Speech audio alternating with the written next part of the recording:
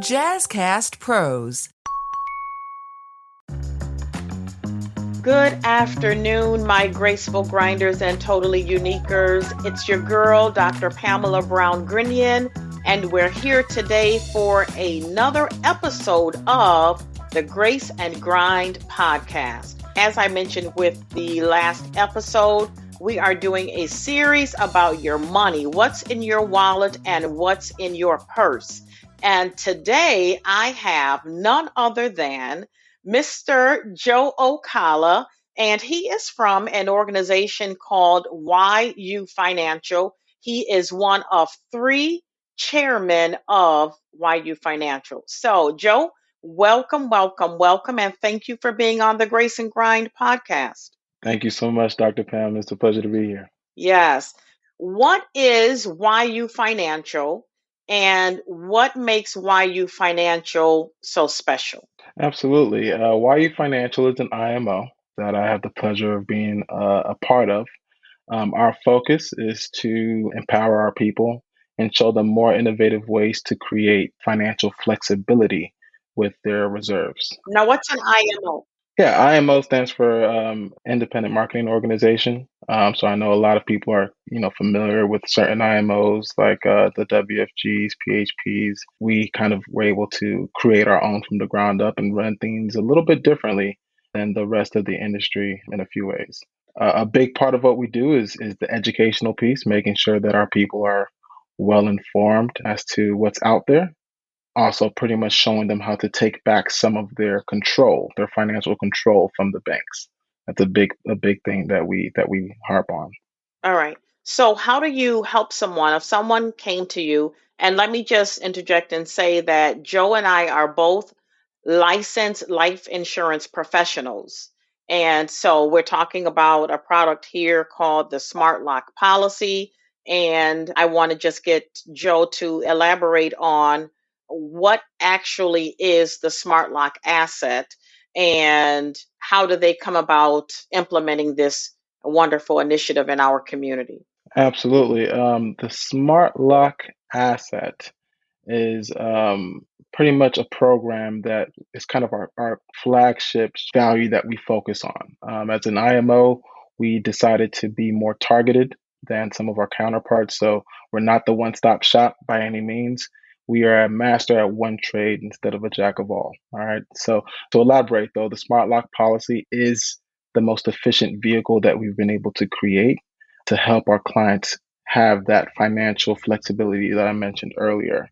The industry term for these assets is a single premium, dividend paying, participating whole life insurance contract. That's what the asset is. And we plug that into our proprietary system to create innovative solutions for investors, business owners, individuals, entities, nonprofits, churches, and so on. I love it. It sounds very, very flexible. And you mentioned financial flexibility. So I want to talk about that a little bit. What does financial flexibility involve? Yeah, I was saying this earlier. I know a lot of my counterparts in the industry, they like to talk about financial independence or financial literacy, which are very important topics, but they feel very broad, almost like a one size fits all. Flexibility is very specific, and can be achieved immediately. It's not something that they have to build into. The equation that we use in our company is safety plus growth plus leverage equals flexibility. All right, those are the three components, the three pillars of flexibility. Most people are familiar with the first two, safety and growth. It's interesting. Usually, if you have an asset that has true safety, you probably sacrifice the growth potential, and the same thing vice versa.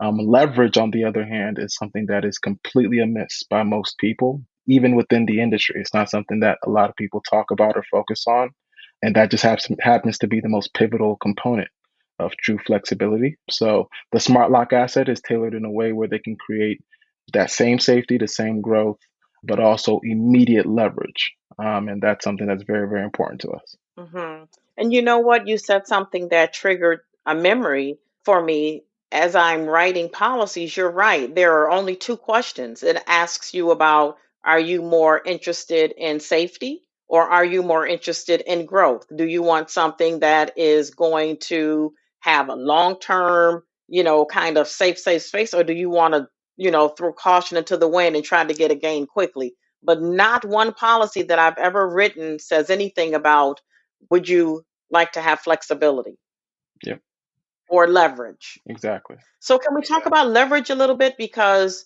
I know that's going to be a different concept too for most clients and insurance agents as well. Absolutely. Leverage, if I were to put it in layman's terms, is the ability to give your dollar multiple jobs. All right. Bring some duality to your dollar. In a nutshell, what's happening within these assets, and most people in the industry, and especially in the insurance industry, are already familiar with leverage to some extent. But what's happening within the asset is that the asset, of course, is safe. It's growing at a guaranteed rate plus dividends. And then most importantly, that leverage component is more pertaining to their use of the money. All right, when they use any amount from their smart lock policy, their growth is uninterrupted. So the money that they are using is also still growing as if they hadn't touched it. That's duality. So it has the job of whatever you're using your money for, as well as the job of continued uninterrupted growth within the policy. And it just so happens that outside of the system of insurance, this cannot be achieved. That's the main reason we're using the system of insurance, not selling insurance policies. So the way that I explain it to any of my potential clients, I say to them, for example, when I try to explain leverage to them in a way that they can understand it, and you let me know if I'm saying this properly, Joe. For Okay. example, if you have $100,000 and you want to invest it in a smart lock policy right away, but you also had an asset that you wanted to purchase right away and you couldn't afford to do both.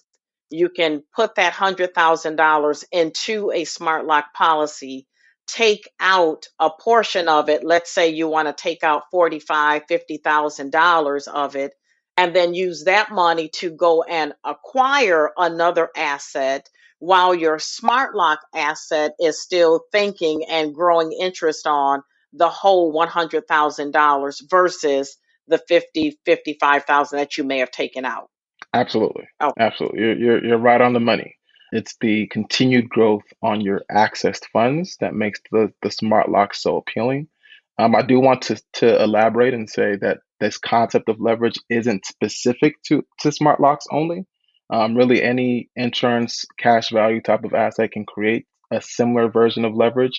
What sets the smart lock apart is that that leverage is now, right? So, like you said, someone has 100 grand, they put it into the policy, they can immediately take, in this instance, 50 grand out and use it for whatever they need it for and have that 50 grand still growing within the asset.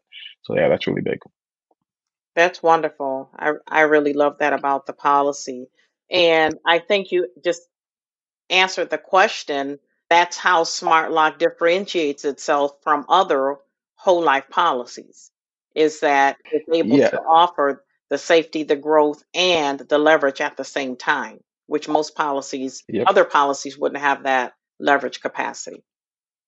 Yeah, yeah. And even, just on at face value, a smart lock is funded with one singular premium. There's no tie on their cash flow, which isn't necessarily going to be the case with many other insurance policies that are out there. And also is why a lot of our clients who actually create a smart lock for themselves, they don't even consider it really insurance. They consider it in the same lane as their high yield savings or as their CD or as certain retirement vehicles that they have.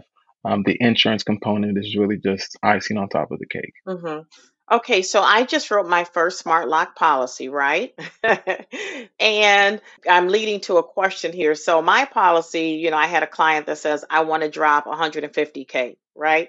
But what if I have someone that says I only have $1,000 and I want to get a smart lock? Is that something that we can do as well? Yeah, I mean, a lot of times, as we're explaining and educating our people, certain people might have different ideas that come up. So a lot of people, a hole that a lot of people fall into is assuming that the smart lock should only be funded with discretionary funds. So I don't really have that much money discretionary, or laying around or sitting around. That's not really what the smart lock is for. That is a use case, right? Of course, if you have discretionary funds that's not doing anything, then absolutely the smart lock can maximize those funds. But even money that is actively in a CD or in a certain investments in a brokerage account, right, with intended use, that's actually when the smart lock is way more powerful. All right. So I just want to make sure I give that disclaimer. This is not something that's only for people with lots of money sitting around, or, for the top 1%, people who have hundreds of thousands, millions of dollars to fund it. With the carriers that we use, you know, we can really work with almost anybody that has reserves of any kind. Sit down with them, do a consultation, identify where money currently is, why it's there, and what are their plans with that money, and construct a smart lock program that fits their build. Can you give an example when you say monies and other reserves? What would be some of the other areas where people could use money to obtain a smart lock asset? Yeah. So when we do a consultation, things that we look at bank owned assets first and foremost. So any savings accounts, CDs, money market accounts, high yield savings, things of that nature. That's the first thing we look at. And again, this is a consultation. This is not us necessarily being advisors or telling people what they should and shouldn't do, but just showing them, okay, this is what would happen if you moved X amount or this percentage out of that asset into the smart lock for X purpose. But yeah, that's the first thing we look at. We also look at tax returns. I know this is tax season currently. People are getting these returns of a few $1,000s, and most times, where's that money going? To the banks, where the banks are keeping all the control over your financial reserves. So we look at tax returns. We look at anything in the markets: stocks, bonds, mutual funds, crypto, foreign exchange markets, because the smart lock can be leveraged as a way to kind of capitalize on some of those returns. You name it, right? Annuities, real estate, equity. I might be missing something, but just that's the kind of the vibe. Retirement accounts. That's another one. Wonderful. 401ks. I know a lot of people have seen some troubling times in the past couple of months when it came to their retirement money that they actually can't afford to lose. And they have it all being risked at the same time, and the smart lock can be used as a way to mitigate some of that risk and offset it. But yeah, those are just a few high level, and of course the consultation we can go more in depth and see where the smart lock might play a good role in making their current situation better. All right, wonderful. You said annuities. What is the difference between a smart lock, an annuity, and infinite banking?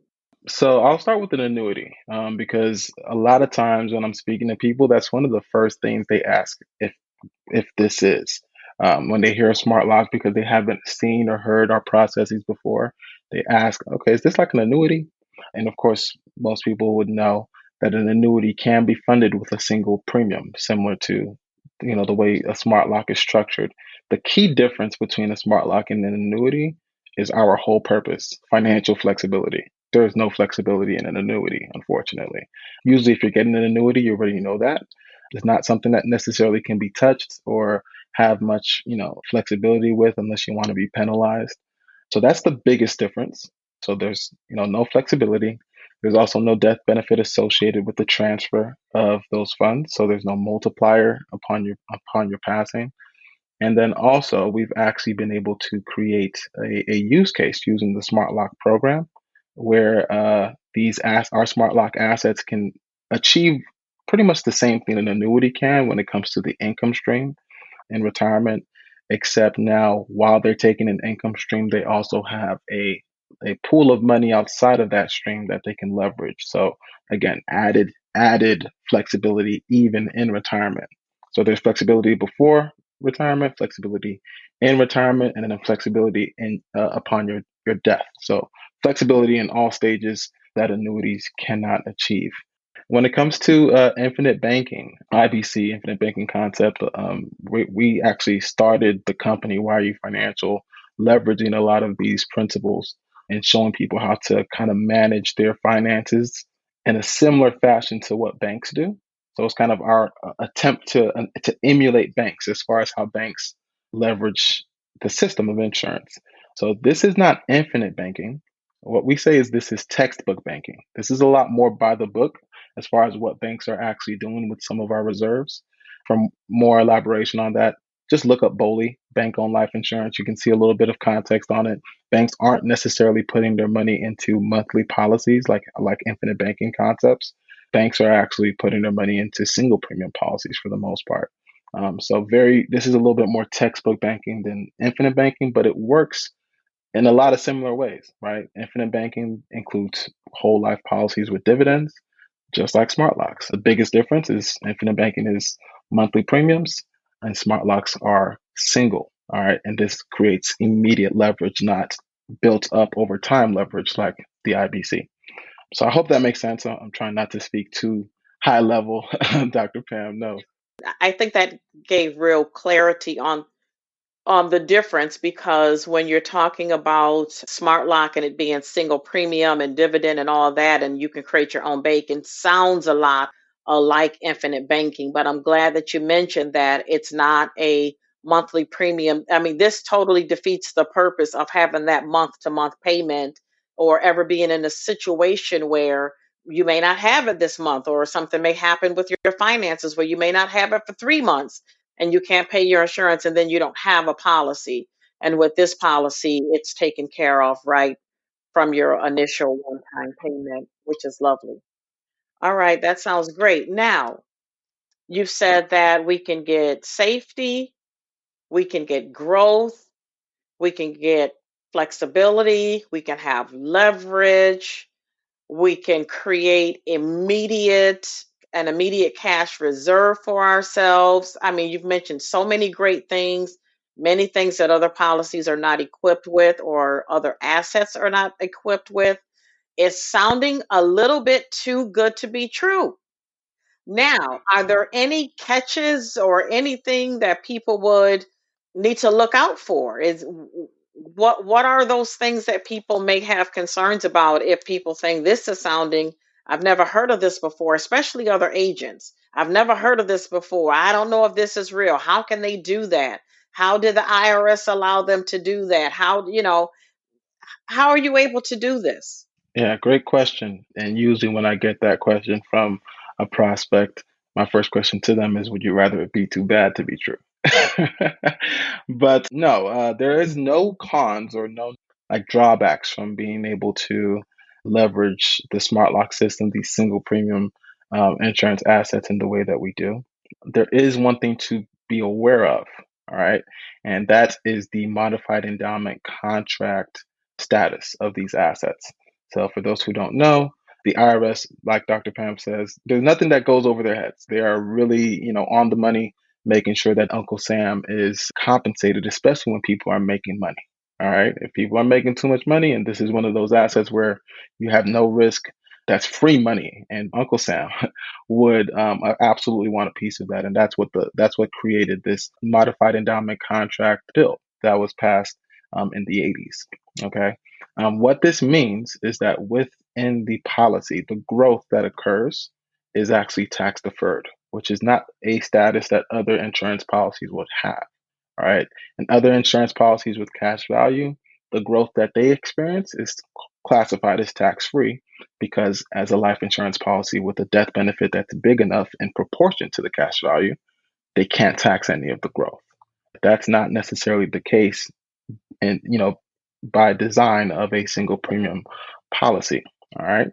Now, with that being said, a couple things that we noticed, especially in the beginning of our company, is that when you extrapolate the data over time, the growth that is achieved in a smart lock policy far outweighs the growth that would be achieved in any other type of cash value policy, whether that's an IUL or otherwise, mainly because of the time value of money. Okay. When you put 100 grand in the asset at once and have that growth started off from day one, and compare that to a policy that you broke that premium to 10,000 a year to keep it under MEC status, and classified as a non-MEC, you're losing out on so much growth that the taxes that occur from the growth in the smart lock is almost negligible. I hope that makes sense. I know for Yes, the agents that are listening, that's one thing that we wanted to make sure people understand. You're not saving people as much money as you think you are by by splitting up avoiding a that mess. money. Yes. Yes. Yeah, I love it. yeah, that's the first thing. Now, a second thing, and this is what makes YE Financial very special, makes us very passionate about what we do. We're always being as innovative as possible when it comes to just new ways to create more value. All right. So, long story short, and of course, we're not going to elaborate too much, for the sake of time. We have found several ways, two ways in particular, to avoid the MEC status or the MEC taxes altogether within the smart lock policy. All right. And really, it what it boils down to is who owns the policy. All right. Just like Warren Buffett says, you want to own nothing and control everything. So by changing the ownership of these assets to maybe a specifically designed trust or a specifically designed LLC, solo 401k, things of that nature, by changing the ownership, we can also effectively avoid most, if not all, of the taxable events that would occur from accessing any gains. I love it. What intrigued me, I would have to say, one of the biggest things that intrigued me about the smart lock asset is when I learned that there is no maximum contribution like with an annuity. You may only be able to put 7,000, 8,000, per year, whatever. But with a smart lock asset, what is what's the maximum amount you can contribute to a smart lock?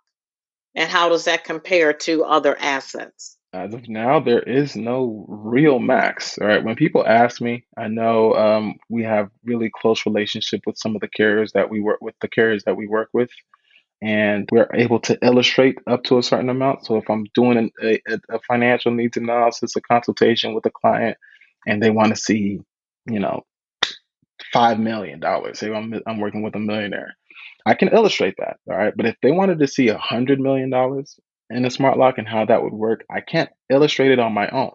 I would have to go through the corporate office of that carrier for bigger cases of that nature. I have not seen a situation so far where they said, "Oh, we can't insure at that amount. We have to decrease it." So there is no real max. If you're Jeff Bezos, you might run into some problems eventually, because they can only put so much insurance on one person. Hmm. But even in that case, you can just change the insured and probably still get away with it, even if you are Jeff Bezos. But yeah, the almost no ceiling. Thank you so much for that. That's news we can use. You mentioned carriers. Let's talk a little bit about the carriers because I know you don't, this isn't something that's widely carried by a lot of companies. So let's talk about the carriers and how someone can become an affiliate with this product. Awesome. Yeah. So we were very, very picky with the carriers that we chose to partner with in order to bring this level of information and value to our people. The carriers that we work with are considered mutually owned carriers. So some people in the industry that may be listening might know the difference between a mutually owned carrier and a publicly owned carrier. If you have a life insurance policy, it's through one of the two, all right? Either a mutually owned carrier or a publicly owned carrier. And the biggest difference between the two is that a mutually owned carrier will treat their policyholders as if they were shareholders, all right? And when they have that type of relationship with the policyholder, anything that benefits the carrier will also benefit the policy owner, and anything that hurts the carrier would hurt the policy owner. All right. So now your money is with a company that it would only behoove them to make sure that you are winning, because the more that you earn, the more that they earn. All right. On the flip side, a publicly owned carrier actually has shareholders. They're on the stock market, right? So everything that they do is to benefit their shareholder, even if that comes at the detriment of their policyholders. So if your money is sitting in a carrier like that, you're a little bit more risky than you might think you are, all because you're in the system of insurance. You're not safe. All right. So we are working exclusively with mutually owned carriers.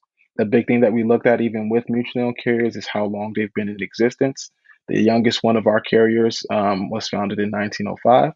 So they've been around for over 120 years. They've seen the Great Depression. They've seen the crisis in the 60s or the 80s. They've seen the '08 crash, and they've performed astronomically in all of those economic downtimes, meaning they are effectively recession proof. And then lastly, a big thing that we looked at is their barrier to entry for their single premium assets.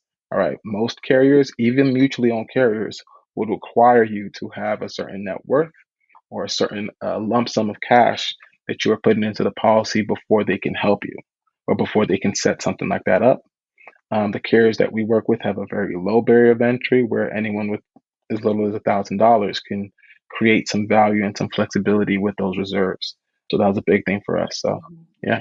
So, say I'm affiliated already with one of those carriers and I want to offer this smart lock policy. Can I do that?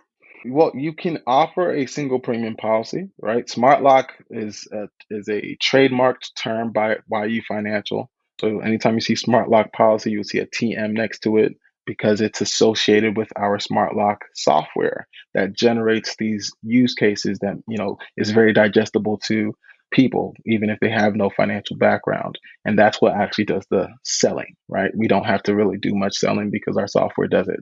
That's the magic of the software, the smart lock software. But yes, if you are contracted with certain mutually owned carriers that have formidable single premium policy, you may be able to achieve something similar or try to.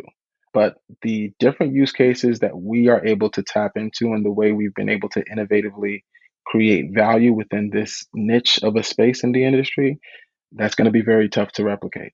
So we're really growing at a fast rate, and our software is free to our associates and our agents. So it's not something that we're necessarily trying to keep from other people. We want this information to get into as many hands as possible.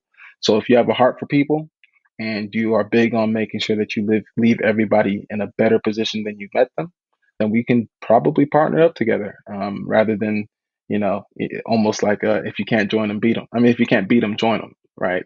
So How many active agents? Like, is this a ground floor opportunity or will people come in feeling like it's a saturated market? this is the very opposite of a saturated market. There is so much that everybody does in this industry. You can't swing a dead cat and miss somebody in the industry selling an IUL or an annuity or a term policy or a final expense. That's pretty much what's out there, almost like real estate, right? If you go to another real estate brokerage, they're still selling houses. They still have access to the same land as the other real estate brokerage down the street. So that's kind of where the financial industry is, because some people are being born and dying every day. It's never a down industry where you can't make an impact, but it is saturated, right? Everyone is pretty much doing the same thing. Now, what I can say with certainty is that there's pretty much no one in the industry, no brokerages in the industry doing this at scale. So we are definitely a growing, creating a lot of disruption within the financial industry, blazing trails that have never been blazed before. There aren't more than maybe 70 or 80 active agents with us, so it is very ground floor. We have lots of hands-on training. We've only scratched the surface, even in this call, of the different ways that the smart lock asset can be leveraged, is as versatile as they come. That's why it's our flagship product. We don't do anything else because we don't necessarily need to. There's so many different rooms that we get into, from real estate investors to recent college grads to retirement, people nearing retirement, to business owners, nonprofits, churches, right? The list goes on as far as all the use cases that we have. And also, for those listening, feel free to go into our website, yufinancial.co, and you will see the list of the use cases with white papers associated with each use case, documenting exactly how the smart lock can be leveraged for that specific case. Mhm. So, are there any challenges or situations that people may be facing today, especially what's going on in our political landscape, that would make owning a smart lock policy an ideal choice, like in today's time? Yeah, like I say all the time, the smart lock policy is attainable to almost anyone in any tax bracket. I will say it is a little bit more applicable, especially for clients who are dealing with their retirement funds kind of being in turmoil at this, specific moment in time. We're not necessarily advocating for people to empty their retirement accounts and put it all into smart lock per se. But we do advise just having a conversation with us. Let's explore different ways to mitigate some of that risk. And also, in the same vein, create some flexibility with those reserves, because most people don't even look at their retirement as an asset that is flexible. They look at it as something that they can't touch, can't use, even for investing. They can't do anything with it. They have to just leave it there and let the market increase it and decrease it and have its way with it until they're 72, right? That's not the case. There is a lot of things that people can do in their 30s, in their 40s, in their 50s with their retirement account without triggering any taxable events. And that's something that we are big on information we're trying to get out there. Also, anyone in the real estate investing field, if you're dealing with real estate investing transactions, buying and selling, fixing and flipping, going from one project to another, it would 100% behoove you to, again, have a conversation with us. Let's see how we can make your seed money become a living asset, make your down payment money become a living asset, utilizing this system. So now, when I sit down and I meet with a client and ask them if they know anything about insurance, I always get IUL, IUL, IUL. What would you say to someone that's dead set on, I want to get an IUL in comparison to owning a smart Yeah, the first thing I'll say is that we are not in competition with any other financial asset, really. An IUL does not stop anyone from getting a smart lock and vice versa. I currently have a smart lock and I have an IUL, so I'm testament to that. To elaborate on that, an IUL is a cash flow asset. You fund it using your cash flow monthly. All right. The money that you have left over after you take care of your bills and you want to maximize some of it, you put a portion into an asset like an IUL. Okay, that's what an IUL is structured to do. Long-term gratification for the most part. A smart lock policy is funded as a cash asset. So not a cash flow asset, but a cash asset. So if you see, I have X amount in my savings account, all right? I have a CD of, 6 months that, there's $10,000 or $20,000 in it, right? That's a cash asset. A smart lock can maximize that cash asset. All right. That's not a cash flow asset per se. So with that being said, those are two complete. It's like I want an apple, I don't want an orange. Well, the apple doesn't stop you from getting the orange. It's apples and oranges, right? Both can bring some nutrition to your life. So yeah, that's what I would say. The biggest thing is at the end of the day, people even with IULs, they still have cash assets currently. No one puts all of their life savings in an IUL. That's unwise. So there's always ways to maximize several systems that be to the betterment of you, your family, and your business. All right, wonderful. Well, Joe, that's all we have time for today, but wow, this has been a wealth of information. I'm sure my phones are going to be buzzing off the hook. And for all of you agents out there or my listeners that are interested, you know how to reach me on social media at I am Dr. Dr. Pamela, Pamala, or you can hit me up via telephone at 585-454-9827. This has been another wonderful episode of the Grace and Grind podcast. Tune in another 2 weeks for our next episode. And until then, as I always say, make sure you create your totally unique day on purpose.